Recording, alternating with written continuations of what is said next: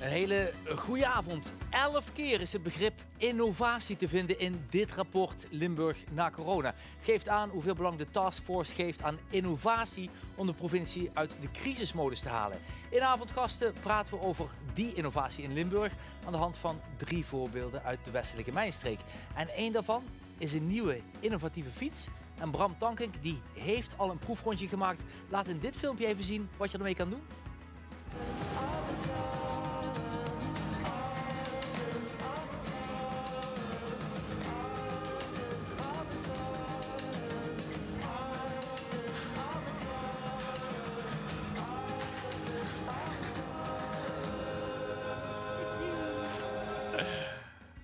Ja, hij is er zelf van geschrokken, maar Bram komt wel vertellen over de nieuwe 100% Limburg bike die deze maand gepresenteerd werd. Geen gebroken fietsenframes meer in de Tour de France in ieder geval. En Lia Voermans is directeur innovatiestrategie van de Brightlands Campus in Sittard-Geleen. En zij moet die chemische wereld van Gemmelot begeleiden om over te schakelen van olie en gas naar duurzame energie, naar het hergebruik van materialen. En dat gaat onder de noemer Circular Hub. En in het Zuiderland hebben ze deze maand een landelijke primeur met een nieuwe, hele slimme bril waarbij experts wereldwijd op afstand kunnen meekijken met een operatie. En Ro van Vught, traumachirurg, laat ons dadelijk meekijken met een polsoperatie. Spannende uitzending dus vanavond van Avondgasten, het rapport Letchert, Limburg na corona.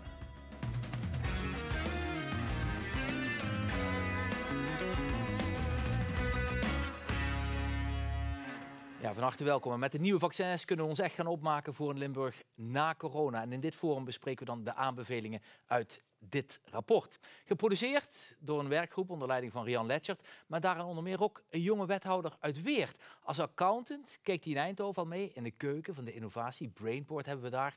En hij introduceert het thema van de werkgroep van vandaag.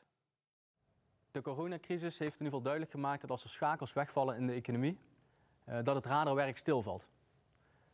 De afhankelijkheden zijn toegenomen, waardoor ook de kwetsbaarheden in onze economie zijn toegenomen. En als Limburg moeten we ervoor zorgen dat onze economie wat meer wendbaar en weerbaar wordt voor de toekomst. En dat biedt ook kansen. Ik denk dat door nieuwe werkwijzen, nieuwe gedachten, verdere innovatie, we een soort van beweging in gang kunnen zetten in Limburg. Een beweging die niet alleen maar leidt tot mooie nieuwe businessmodellen, maar ook tot een betere leefomgeving, een bredere welvaart, kortere ketens. En als we nog meer gaan verbinden, nog meer samenwerking over die grenzen heen en een aantal verbindende leiders kunnen vinden die dat met ons kunnen dragen, dan heeft Limburg goud in handen. Ja, daar gaan we vanavond over praten dus met Bram Tankink en Lia Voermans. Van harte welkom. Jullie kennen elkaar, wat leuk. Ja. Zeker, collega's. Ja, collega's zijn we zelfs op Brightlands. En we zeggen, we komen elkaar regelmatig tegen, maar nu even niet. Ja, dat is inderdaad heel erg mooi met die verschillende achtergronden. Wat dat betreft heeft corona dus inderdaad, zoals u zegt, ook wel een impact voor wat betreft de fysieke aanwezigheid waar u zit. Er wordt bij Brightlands en bij de Gemmelot site natuurlijk ook tegen de mensen die er allemaal werken gezegd zoveel mogelijk thuiswerken. Zo min mogelijk contact, dus dat doen we ook.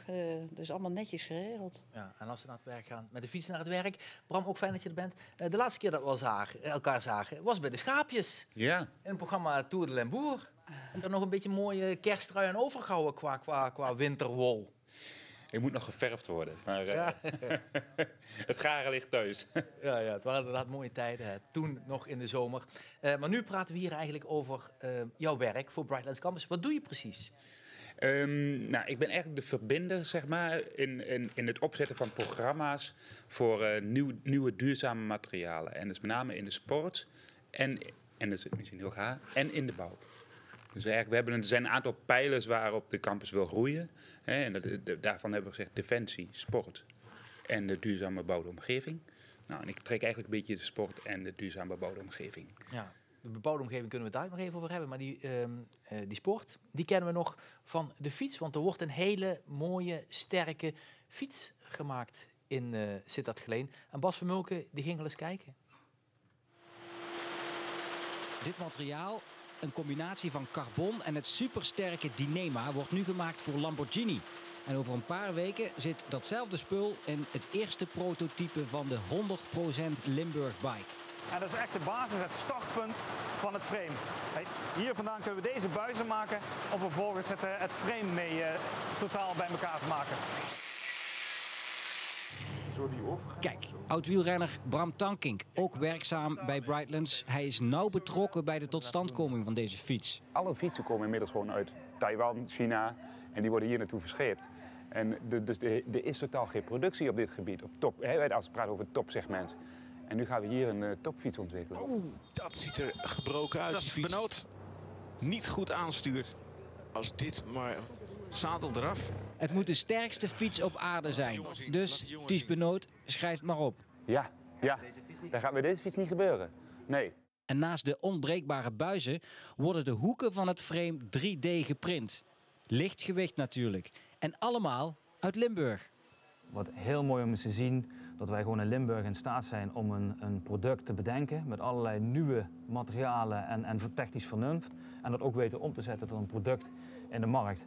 Het is niet alleen een fiets, eigenlijk alles wat hierin zit, kan ook in andere gebieden worden toegepast. En dat is eigenlijk het mooie. De verwachting is dat we ergens in de zomer van volgend jaar een eerste versie die verkoopbaar is zullen hebben. We kunnen dat exact pas zeggen als de hele testfase de komende maanden we gehad hebben. Maar als alles goed gaat, dan hebben we in de zomer een fiets. Ja, dat was de presentatie dus van die 100% Limburg Bike. Bram Tankink, we krijgen nu een team DSM, gesponsord eigenlijk door DSM. Gaat dat nog een hele nieuwe dynamiek geven? Ja, dit product is zo'n niche product, zeg maar, is echt nog zo kleinschalig, dat kun je niet toepassen in een ploeg. Als je kijkt, een ploeg heeft 200-300 fietsen op jaarbasis nodig. Ja, die kunnen wij niet gaan bouwen met onze frames. Dus, en wij zitten nog in een testfase. Dan moet eerst nog, en dan vervolgens moet die echt doorontwikkeld worden. En dan moet je die productie gaan schalen. Ja, zover zijn wij nog niet. Maar het is natuurlijk wel fantastisch dat DSM in die wielersport stapt. Want juist dat soort innovatieve bedrijven in de sport hebben we nodig. En dan ook vanuit Limburg, ja, schitterend. Ja. Wat komt er voor jouw gevoel nog aan? Want we kennen DSM natuurlijk ook al van de Olympische sporten. Dyneema, die hele sterke vezel, die gebruiken ze vaak. Wat kunnen we nog verwachten de komende maanden aan nieuwigheidjes? Vanuit DSM? Of bijvoorbeeld? Ja, vanuit DSM, dat weet ik niet. Dat zit allemaal mooi binnenskamers bij DSM. Maar vanuit Brightlands... Ik werkte voor Brightlands en DSM, dit is een huurder van de hele Brightlands campus. Dat gaat zich steeds meer toespitsen op die circulariteit, waar we vanavond natuurlijk ook over hebben. En dus op grote schaal, op de chemische processen, maar ook op kleine schaal. We werken met Chill bijvoorbeeld, er komt een Circular Polymers project, is dat, waarin we in een hal op Brightlands een volledige lijn gaan bouwen, waarin het mogelijk is om eigenlijk van harde plastics weer volledig terug tot het basismateriaal te komen en weer opnieuw harde plastics te maken. Nou, en daar kunnen alle studenten vanuit bijvoorbeeld de UM wil daaraan mee gaan doen, maar Hogeschool Zuid heel veel onderzoek doen en heel veel kennis opdoen over het circulaire proces rondom polymeren. Nou, goede adviseur heeft hij, een goede ambassadeur. Ja, moet je wel koesteren, ja. Zeker. Zo zijn als wil. Ja, heel goed. Merkt u wel dat de coronatijd de aandacht heeft versterkt en vergroot voor wat u doet?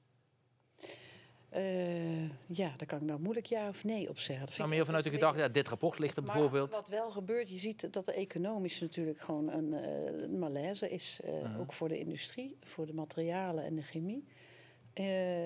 Daar hebben we met z'n allen heel veel last van economisch. En dat dit dan de circulaire Gemmelot Circular Hub, de circulariteit, dat dit als onderwerp nu naar boven komt voor een nieuwe economische toekomst. En ook maatschappelijk en voor de welvaart en welzijn van deze regio. Daar heeft wel degelijk corona een boost aangegeven. Want er moet nu echt wat gebeuren hier. Ja, die transitie is belangrijk. In die zin staat het op de agenda. Dus even kijken naar een filmpje van Circular Hub. In Sittard Geleen dus, werkt zo.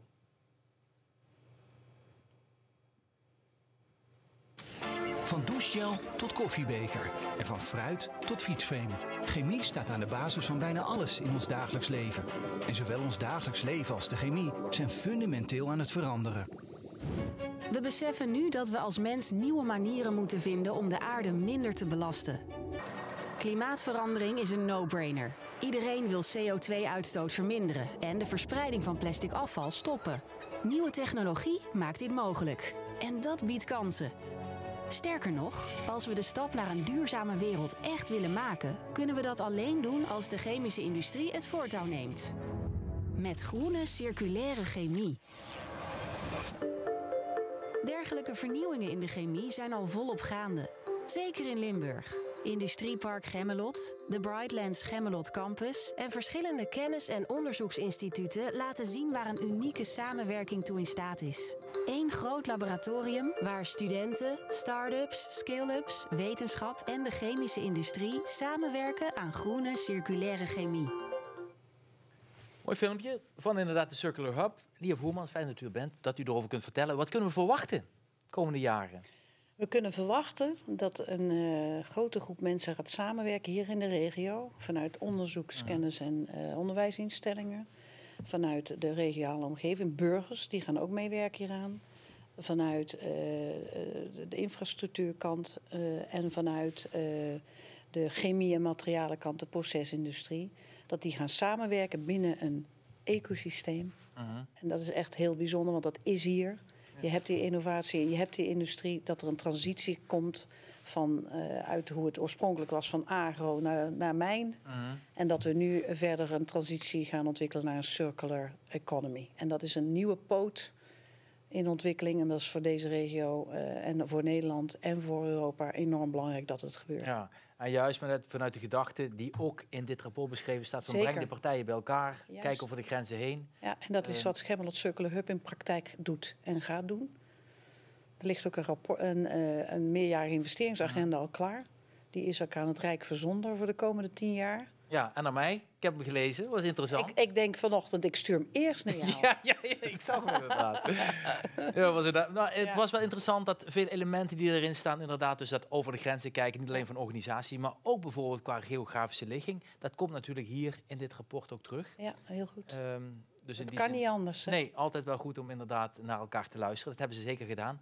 Ja. Waar dat ook gebeurt is bijvoorbeeld in Zuiderland, waar er een hele mooie nieuwe bril is gevonden. En die gaan ze gebruiken als prachtige innovatie in het ziekenhuis in Sittard-Geleen. Dit zijn beelden van een operatie aan een hand. En u kunt zien wat de arts ziet, maar wat leerlingen, studenten ook zouden kunnen zien. En wat ook eventueel experts van buiten zouden kunnen zien. En die kunnen dan eventueel adviseren van, nou, dit of dat, zus of zo zou je beter kunnen doen. Prachtige vinding dus, allemaal bedacht en nu geïmplementeerd in Sittard-Geleen. En we praten met een traumachirurg in Sittard-Geleen. Fijn dat u even tijd voor ons heeft. U bent er nu een paar weken mee bezig. Hoe werkt het tot nog toe? Hoe bevalt het? Nou, het bevalt eigenlijk prima. Het voordeel is met deze bril dat de mensen die wil bereiken niet het ziekenhuis hoeven in te komen. We zijn hiermee begonnen met een van onze partners in de industrie die eigenlijk het ziekenhuis niet meer in mocht komen. Die kwamen met het voorstel om deze bril te gaan gebruiken. En uiteindelijk hebben we met onder andere het innovatielab, waarbij Timo een rol gespeeld heeft, deze te gaan gebruiken in het ziekenhuis. Het voordeel is dat als je deze opzet, dat je via dit puntje, wat een camera is, gewoon letterlijk ziet wat ik zie. En dat kan normaal gesproken niet. En dat kan nou op afstand. En wat een van de bijkomende voordelen is dat je bijvoorbeeld voor opleiding onderwijs kunt gebruiken in het ziekenhuis. Ja, het zag er mooi uit. U heeft ons eerder wat beelden gestuurd van zo'n operatie. We zagen al eerder de pink. We zien nu wat beelden van de pols. Wat gebeurt daar precies? Nou, in principe is dit een van de bijna klare chirurgen die aan het opereren is. Die is een ganglion aan het opereren. En ik zit een paar kamertjes verderop en kan letterlijk meekijken door de bril en beoordelen of hij de operatie goed uitvoert. Het voordeel is dus dat ik daar niet over de schouder hoef mee te kijken. En op deze manier ontwikkelen mensen op een veilige manier veel meer zelfstandigheid. Ja, juist in deze coronatijd kan ik me voorstellen dat het ontzettend handig is. Want ook voor studenten, maar ook voor mensen in het ziekenhuis... is het natuurlijk steeds moeilijker om bij elkaar te komen. Om met meerdere mensen in één ruimte te zitten. Het blijkt ineens een vinding die perfect past bij de tijd. Ja, het voordeel is dus inderdaad dat wij hebben een reductie op de OK nu, waar heel veel mensen er niet meer mogen komen die er normaal gesproken wel zouden mogen komen. En die kunnen nu op afstand eigenlijk allemaal meekijken op een scherm en die zien dus precies wat we doen. En op die manier kun je onderwijs geven. Ook bij congressen is het heel erg handig. Ja, Roel van Vught, traumachirurg bij het Zuiderland Ziekenhuis. Hartstikke bedankt voor de toelichting. En Bram Tankink, ik heb het idee dat jouw kinderen nu een nieuw cadeautje hebben voor de kerstman. Voor het lijstje. Dat die denken van zo'n bril, superleuk. Die gaan van hun stokje als ze dat zien. Al die wonden. Niet die beeldjes, maar je kunt natuurlijk gewoon kijken. Je kunt door die bril kijken. En stel je voor, zij lopen door het bos. Zo werkt hij natuurlijk ook. Je kunt gewoon meekijken. Ah, dat stuur ik zo echt het bos in. Heel goed. Lieve Roemers, we praten dus over de innovaties bij Circular Hub op het Gemmelot Campus. Het rapport zegt van goed, kijk ook eens even naar die geografische ligging. Daar heeft u in het beleidsdocument voor het komende decennium heeft u ook naar gekeken. Die geografische ligging tussen het Ruhrgebied, industriegebieden, chemische sectoren in onze buurlanden. Dan ligt u eigenlijk perfect. Maar wordt dat nog niet goed genoeg gebruikt? Wij liggen inderdaad perfect. We liggen, als je ziet hoe we centraal liggen en wat voor verzorgingsgebied er omheen zit, waar de markt zit aan consumenten, maar ook de nieuwe grondstof die we nodig hebben. Want we willen af van olie en gas. We willen gebruik maken van afval van mensen als nieuwe grondstof. En dan is je gebied eromheen waar genoeg mensen wonen heel belangrijk. En genoeg afval natuurlijk. En genoeg afval in omgevingen. Want als je aan de kust zit, dan is de helft van je gebied waar je zit is zee. En daar kan je veel beter de wind- en zonne-energie op werken. En dat weer met elkaar gaan delen. Maar wij liggen inderdaad als inlandcluster, regio, heel uniek en heel bijzonder. En dat gaat grensoverschrijdend ons heel veel profijt brengen. Ja. Thijs Wultges, die had het daar vroeger al over. En die had het over Charlemagne. Ja. Toch is dat eigenlijk nooit echt van de grond gekomen. Nee. Wat heeft u nodig om dat te concretiseren, om dat echt in gang te zetten? Nou, een goede agenda begint het mee. Weten waar je zelf wil. Je verhaal goed op orde hebben. En dan met elkaar dat versterken en allemaal hetzelfde verhaal vertellen. Dat wij hier iets leidend willen zijn in die circulariteit. Leading in die circulariteitstransitie. Dat kunnen we ook, want alles is hier. Maar dan mag je ook wat steviger rechtop gaan staan en trots zijn en zeggen dat hebben wij, daar gaan we iets mee doen. En andere partijen over de grens zoeken ook naar mogelijkheden. Dus wat wij doen met ons Circular Hub verhaal is mensen bijeenbrengen, echt letterlijk op thema's, op inhoud. En elkaar versterken, elkaar helpen. En kennis delen en kunde delen. En er zit hier enorm veel innovatie op de Brighton Gemmelot Campus en op de site en industrie waar je u tegen zegt. Het zit bij elkaar, dat is uniek. Dat heeft niemand in Nederland of daarbuiten. Het is of een chemie-site of een academische innovatiecampus. Maar die connectie, waar wij echt van start-ups naar scale-ups, naar piloting en grote industrie gaan, dat is uniek. Maar ook de studenten die er rondlopen, die doorlopende leerlijn, waar Luc Lanclure het vorige week hierover had met Chill. Dat is uniek, maar vent het uit. Ben eens wat trotser. Verbind. Nou ja, en daarom goed dat u hier zit. Hè. Dan horen we dat verhaal. Daar is in ieder geval de toelichting. Erik Wiebes, die was er ook in Sittard Geleen. Die kwam kijken. Die vond het ook leuk en die zag het ook wel zitten. Met de Green Deal in Europa, die de Europese Commissie net heeft gelanceerd, wordt het natuurlijk wel makkelijker. Want we hebben ons tot nu toe wel zorgen gemaakt over een gelijk speelveld. We willen wel aantrekkelijk blijven. Maar inmiddels gaat straks heel Europa meedoen. Dat is het Europese beleid. En dat betekent dat het verschil tussen ons en het buitenland veel kleiner wordt. En dat we een veel meer nog faire kans hebben om deze wedstrijd te winnen. Ja, de uitspraken van Wiebes gingen onder andere over de invoering van een CO2-tax. Zou dat nu alleen in Nederland moeten gebeuren of misschien ook op andere plekken? Dat is gelijk getrokken, dat speelveld. Die samenwerking met Duitsland en met België, loopt dat soepeler in deze coronaperiode? Omdat we natuurlijk zien dat bijvoorbeeld in de ziekenhuizen gaat het ineens ontzettend goed. Ja, dat klopt en dan helpen we elkaar.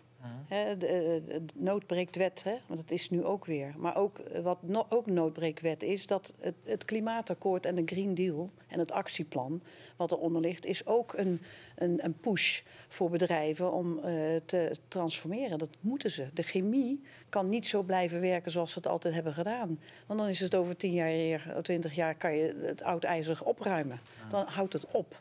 Dus die moeten transformeren. Die moeten met nieuwe grondstoffen gaan werken. En dat brengt ook de partijen tot elkaar. Ik ben bijvoorbeeld met een consortium bezig, grensoverschrijdend. The Cracker of the Future heet het. Dat zijn allemaal grote chemiebedrijven die ik samen heb gebracht in een consortium. Met een heel team van mensen die inhoudelijk weten waar het over gaat. Daar begint het ook mee. Wij zijn onafhankelijk hier. En we hebben die bijeengebracht, grensoverschrijdend, omdat ze allemaal aan het zoeken zijn naar nieuwe methodes om elektrisch te kraken. dat is een hele nieuwe technologie. En als je dat concern in je eentje moet doen, dat zijn investeringen, dat gaat over miljarden. Wat is dat kraken? Ja, ik heb ook bijgeleerd de afgelopen jaren. Nu wordt om olie en nafta te kraken, de moleculen te kraken, moeten de temperaturen in die chemische bedrijven enorm hoog worden opgestookt. Tot 800, 900 graden. En daar heb je dus olie en nafta voor nodig om dat te kunnen doen. Maar als je dat wil vermijden en je wil met een alternatieve bron dat opstoken, dat proberen ze nu met. Dus we zijn aan het zoeken naar nieuwe technologieën, waaronder elektrificering van dit soort processen. Maar zo kan ik er nog. Hè, Bram, jij weet het ook. Als je rondloopt daar een paar jaar, het vliegt je rond de oren qua innovaties. Ja, maar ben voorzichtig met het kraken, want voordat je het weet heb je de bende van Trump achter je aan zitten. Ja, precies. Nou, maar dat heb je gelijk. Maar als het gaat over duurzaamheid, dan weten we dat Bram Tankink, die zit hier ook aan tafel, zou het vergeten zijn, ook heel actief is. Hij ging bijvoorbeeld fietsen naar hele grote hoogte.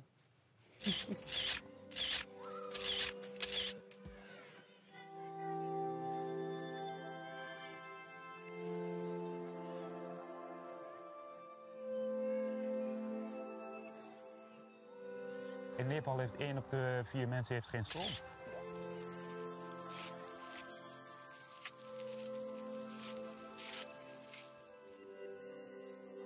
Annapurna-circuit is eigenlijk een voorbeeld voor heel Nepal hoe het kan.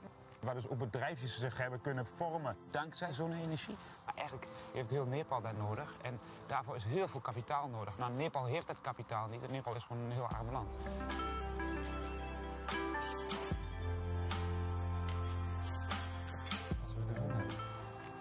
Ik denk dat we nu aan het begin staan van deze revolutie. Dat we uiteindelijk alles op zon gaan doen. En als ik daar op een of andere manier een heel klein steentje aan kan bijdragen, dan doe ik dat heel graag. Dat is mijn manier. Ja, Bram Tankink op de fiets, maar hij doet het ook in de bouw, zoals je eerder al zei. Want je bent de ambassadeur voor de sport, maar je brengt ook partijen samen in de bouw. Onder andere voor de isolatie. Ja. Wat wordt dat voor nieuw avontuur? Ja, dus, we hadden net over het bouwen van het consortium. Dat gebeurt dus op hele grote schaal met hele grote partijen op de Brightlands Campus. Maar ook op kleine schaal, met concrete projecten eigenlijk. En daar is die fiets daar bijvoorbeeld een voorbeeld van. Maar we zijn nu dus een consortium aan het bouwen op het gebied van aerogel materiaal. En aerogel is het hoogste isolerende materiaal wat er bestaat. Daar is natuurlijk vacuüm. Maar ja, je kunt je huis niet vacuüm gaan verpakken aan de binnenkant. Dat wordt een lastig verhaal. Dus je moet er ergens iets in stoppen.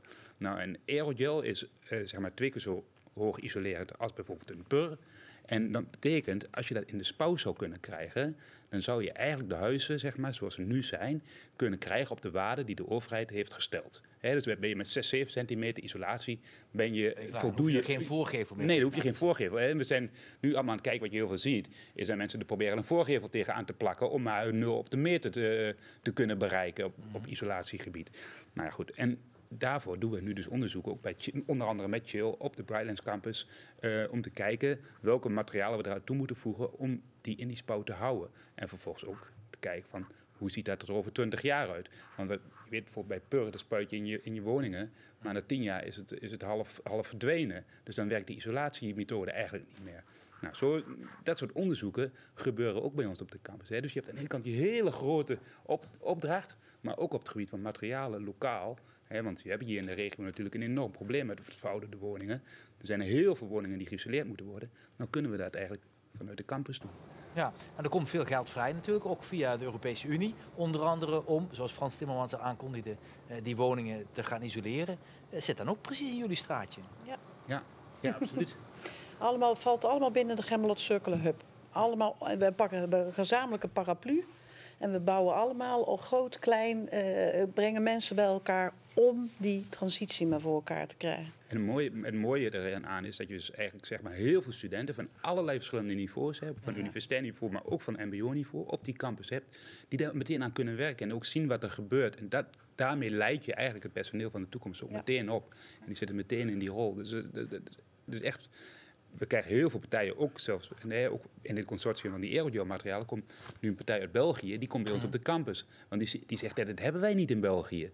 Dus daarom komt ze naar ons toe. En bijvoorbeeld met die fiets, we krijgen eigenlijk vanuit de rest van het land krijgen we heel veel aanvragen van, kunnen ze bij jullie op de campus kijken? Of wat doen jullie? Kunnen jullie ons helpen met het proces? Nou, dat is toch fantastisch? Ja, dat is fantastisch. En wie weet, misschien vanavond nog veel drukker.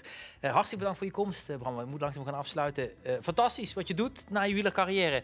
Lia Voermans, hartstikke bedankt voor uw komst en voor de toelichting op de Circular Hub. Super interessant. Daarmee komen we ook het einde van deze uitzending. Dit is het rapport. Limburg, de kunst om van richting te veranderen. Misschien hebben we een kleine aanzet gegeven. Ik bedank u in ieder geval voor het kijken. Ik wens u een hele fijne avond en hele goede gezondheid. Dag.